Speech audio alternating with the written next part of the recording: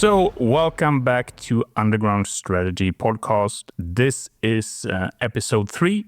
My name is Max, and I'm here with my co-host Tony. And today we're going to talk about military legends, I think, or at least people that we think are military legends, right? That's right. I think it's going to be a bit of a controversial one. So everyone's going to have a different opinion. There's going to be a couple of folks that might split opinion. And this podcast might even have a sequel depending on how we go. It's going to be a little bit unscripted. So, just roll with us a little bit. And before we continue, back to you, Max. How was your day and how's the weather where you at? The weather has been actually been cooling down a bit, so it was really hot for a while, but now it's getting a bit more normal. And the week has been, or the day has been good, the week has been good. I've been mostly working on writing and translating, so and preparing a bit for the book launch. And how about you? I think a similar answer to you. The weather today in Scotland, surprisingly, is not bad. A little bit cold and crisp, but a bright day. So I think we always treasure these ones. And then, today I too was doing a bit of research and also a bit of prep for the book launch. I think we were on some similar calls earlier today. Yeah, just pushing forward on all fronts. So straight to business, who is a military legend maybe that our listeners don't know too well? Max? From the top of my head, I'm going to start with this Finnish-Swedish guy, or he's actually Finnish. He was born in Finland. He died in Sweden. His name was Harry Järv, and he fought in the Winter War and, of course, in the Second World War. I think he was in the 61st Infantry Regiment. But he was quite unique. I don't know. Do you know him? Have you heard about him? I don't know him too well. I think you've mentioned him to me in passing, but I'm keen to know a little bit more. Is there any kind of standout moments in his career that you can really throw to our listeners, like maybe something iconic? I think his whole career was quite outstanding. We call him, or I don't know if it's actually a thing in Sweden, but he's like the founder of Ranger, Ranger style combat, so to speak, because he was... He did a lot of daring raids over on the Soviet side using, small teams, good weapons, because back then, of course, only a few had machine guns or submachine guns and the rest had rifles, right? So he collected the rifles and formed small teams, and they dug tunnels and they did this surprise attacks, which is pretty basic today, but this guy, he was actually a librarian, and he was that after the war as well. So he's a pretty cool guy. Met him once before he died, and he wrote quite a few books. Wait, hang on. Let me come in there. You mean you actually... So I didn't know you met him. So that's, you were keeping that well under your hat there, Max. So firstly, wasn't there a time that he was shot and there's a photo of him with smoking a cigarette? No, that's another guy. That's another Swede. We can talk about him next, but it's another cool Swede. Right. I've mixed them up then, but first tell us a little bit about meeting this guy. I was I don't know. I had just done my military service, I think.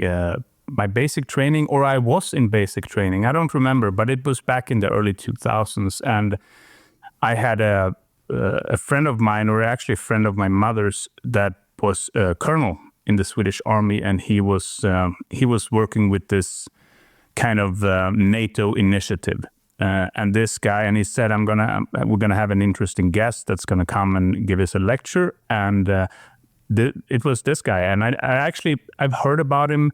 He's a bit of a unknown guy, but then I had read about him, of course, and he had been talked about, in Ranger School. But so I was invited to that, and I got a signed copy of his book, and it reads like this: "Thank you, Max, for your interest in the resistance towards the Soviet Union." So he was. It's of its time, huh? Yeah, and I hadn't shown that much interest in that resistance, but that was his mindset. So Very cool guy, and just a regular dude. It's like, I mean, you've seen the series Band of Brothers, right? I've seen that, yeah. Exactly, it was like that. You took regular guys, teachers, librarians. Some were, volunteers, and some were drafted, and you just mixed regular folk up, and usually it was pretty cool results. So he was a very regular guy, and he said he has a quote. I think it was from a newspaper, because I bought his book. It's called Permanent Patrol Activity, because that was the order that they were given when they were patrolling the Finnish border and doing raids over on the Soviet border, right? So the order was permanent, like there was no end to it. It's just, you're just going to continue until it's done. Yeah. And he was interviewed in a newspaper, and they said, what are your three best skills? And he said, punctuation, photography, and close combat. And he's like 85 years old when he says that. So he's a pretty funny guy. I love that. Absolutely love that. I think I think we'll put a link to that book in the show notes. And you mentioned earlier about the commando things, commando stuff, and tactics. And I think one thing that's interesting to me in terms of military legends, I don't want to name one in particular, but we could start maybe with I'll name a couple rather. So General Koos De la Rey, who was a South Afrikaner general or Boer general, and then also maybe General de Wet and General Botha. So here we have a couple of Boer generals who comes through what we call the commando tradition. And commando, before it became a thing in the rest of the world, and this is as I understand it, and you and listeners can keep me right in it, but it came from a militia system that was present in South Africa way back, say 300-400 years, and then that slowly formed into a bit more of an organized system. But it was really an agrarian system. So you had farmers, and then you would have the veldkornet, and then you would have the commandant, and these also were military ranks. And when there was some sort of attack, or some reason to call the posse out to go and fight some limited war, that's what they would do. So every person would then join them, and they were really formed from, they would have hunting skills, so they would use that in a military sense, and they would have some sort of riding skills, horseback riding, and they would apply that in a military sense. So it was the commando, that's where the word actually comes from. And when the British fought the Boers in the Anglo-Boer War, what they found was, hang on, these guys were pretty tough. And they received a few bloody noses from De la Rey using trench warfare. And then also from Botha on the Tugela front, they also put, besides the raids, and this was a bit more conventional, and they put themselves in trenches. And at that point, they just had the Mauser rifles. And so that meant they could put quite a high rate of fire on the ground. And the British got a bit of a bloody nose. But let's leave it aside. The war went on. Eventually it became a guerrilla kind of war. And the Boers showed how mobile they were. And again, eventually the British would go on to win this war, at least on paper, but they would never defeat the Boer commandos in the field. There would always be a few, which we called the bitter enders, that remained.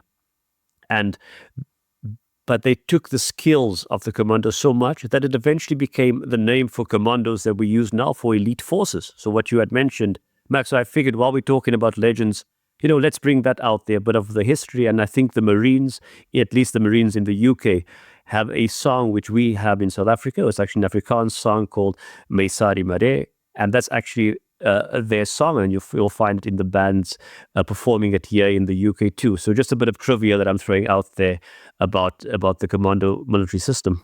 I like that, and I'm also a bit shocked now because there's a new player on the, who invented commando tactics, because now you have presented the African angle, because the Germans, of course, very much try to have been a contender for a long time. The Finnish, the Swedes, and now we have the South Africans. And it makes, that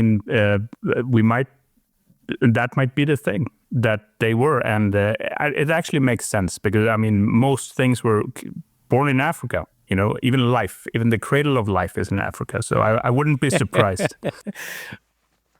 Yeah, I think in terms of timeline, I think the Anglo-Boer War predates the kind of the Winter War, World War II. But I know what you mean. Of course, there are some, and I don't mean to overstate it here. So yeah, there are some continuities, so some things that are similar. But of course, the Germans had their style. The Scandinavians, of course, and then eventually, I think it's even if you go back to ancient times, there were always specialized units, and they too have their legends, which have come through.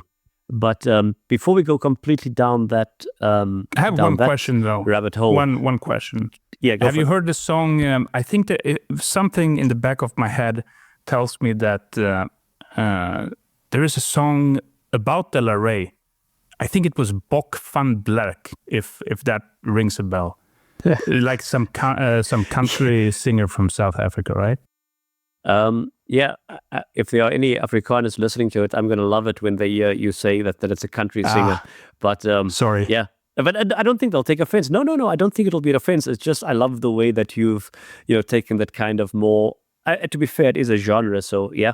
But it's a fair question because I wouldn't know how to correct it, right? Like so yeah. I there was a song by Bok van Blerk called De la Rey, and it was very popular. I think I can't remember exactly, but maybe 2007, 8, somewhere there. 2007, 8, 9, maybe.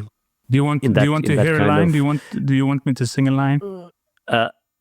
Yeah, I think I can. Yeah, I mean, I can half sing, half talk it. De la Rey, salje di bore, kom lei, De la Rey, De la Rey. So I did not see that coming. Yep. I say sorry to all Afrikaans-speaking people, but I did my best. Yeah, I mean, I think you'll definitely get a couple of likes and maybe one eyebrow or two from the old worms out there. But I liked it. I think So that line it's translated. It's basically some sort of call back in time, and it says, "De la Rey, will you come and lead the Boers?" And I think there's quite a lot of social debate about what that means, and of course there are different thoughts on that. But I'm impressed that you pulled that one up. I have a lot of unknown skills. I'm impressed. Yeah. I am impressed, but yeah. So for me, it was an interesting thing, and so that commando tactics, the scouting, the shooting, and the horse riding was particularly interesting for the time. And then afterwards, the British came to respect that tradition, and eventually, many of those Boer commando generals became famous in the UK, even like 1902, 1903, 1904, and then we won't go into that kind of history about what happens in South Africa afterwards. That's definitely for another discussion on a different platform. But yeah, it's pretty interesting. But before we go on, Max, now I'm keen. Now that I know that you know Afrikaans songs, I'll keep that for a future question. But can you tell me about the guy that you had mentioned while we were preparing? Because I actually confused, the two different leaders, basically who's shot and then is having a fag in the middle of it. Yeah, so I mean, that was, I think I sent you this picture a while back, and it's a picture of this major, Swedish major, Erik Bonde, and he is down on the UN sanctioned mission that the Swedish forces participated in Congo in the 60s. I mean, it was an intense time. We have all about this Dag Hammarskjöld and all the negotiations and trying to get into peace. And we had a quite substantial force, and we down there, both Air Force actually. It was one of our, I think it's the only mission. Now it's not. We have Libya now, but in modern times. But it's one of the few ones where we actually brought the Air Force and their fighter jets. So that was pretty cool. And this guy, this major, he's not he's probably a Swedish legend, but it's mostly this photo that is iconic because he has been shot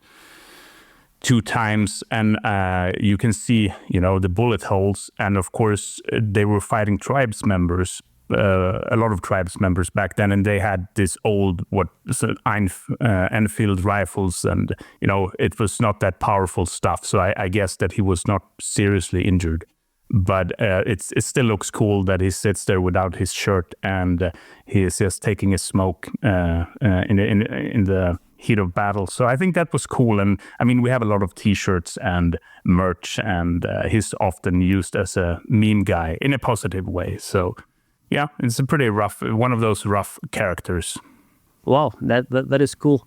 And just tell us the name again, just for when we Google it afterwards, and we'll put it in the show notes. But what is his name? Erik Bonde, and he was a major. And I would guess that he's not alive. He must have been in his 40s. So I think he has passed the Rainbow Bridge. But yeah, we put a link to him in the show notes so you can see at least the iconic picture. And I should have researched a bit more about him, but yeah, we can go in depth maybe in the next episode.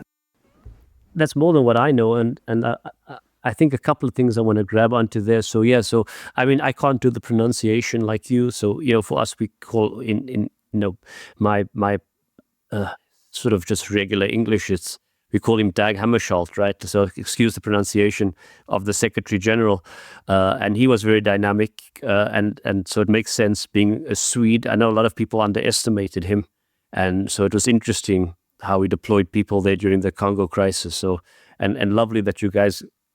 And it was interesting and lovely that you guys got a iconic photo from that, because I was thinking for much of the world, when you have someone's face on a T-shirt, and that we normally think of Che Guevara, Ernesto Guevara, when we think of that. And for me, growing up my dad was Spanish, so and of that generation, he was pretty old when he had us. So it was he was in South America, in fact, during that time of revolution. Oh, and. Yeah, he was born in 1935, and then he was in South America. That's quite a time to be alive. I mean, that's there's one of these epic moments of history, basically.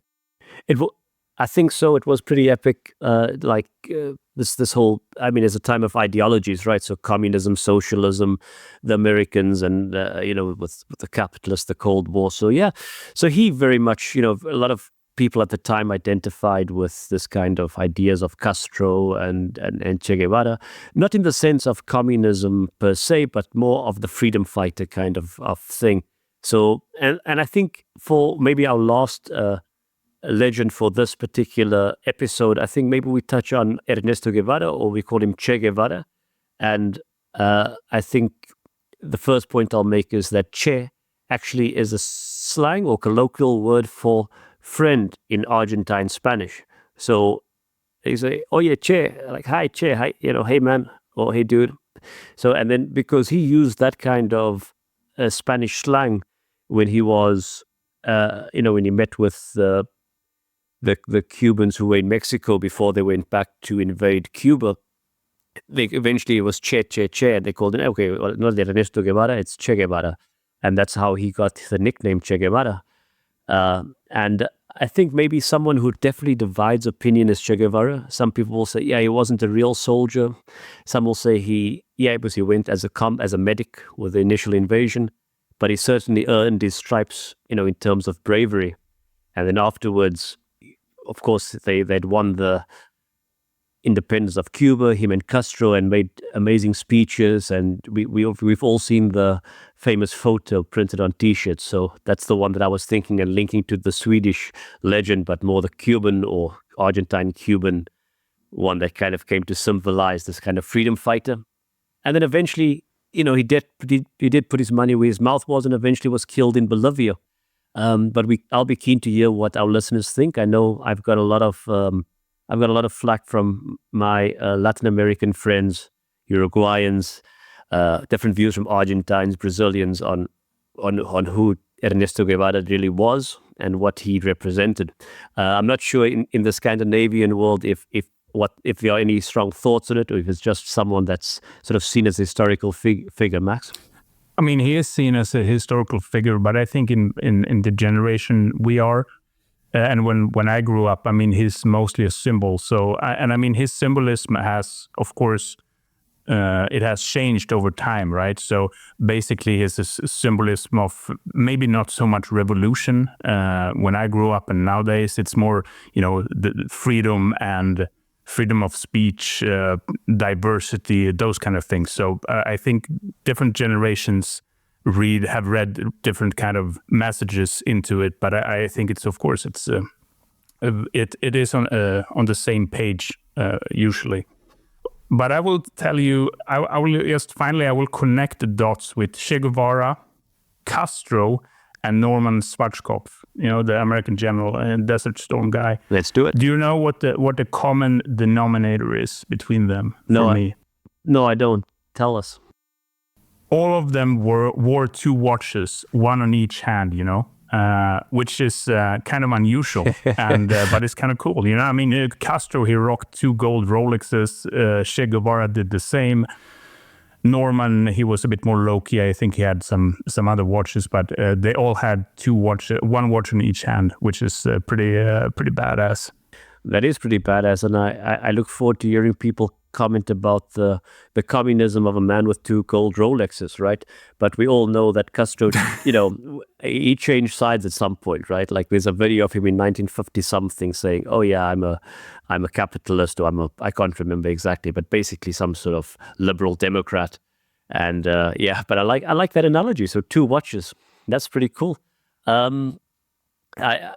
I just wanted to add one thing about what you mentioned about the image of Guevara, because I also know there's a big part of the world, where a lot of Cubans that went to Miami who were whose families, have experienced some abuses from that government. So just a bit of sensitivity also there, that we're not only praising those people, but we do acknowledge that there's some revisionist stuff happening. We do know that there are crimes, so from our point of view, we're just looking at the military legends and what that means to everyone, but we welcome any feedback on these things.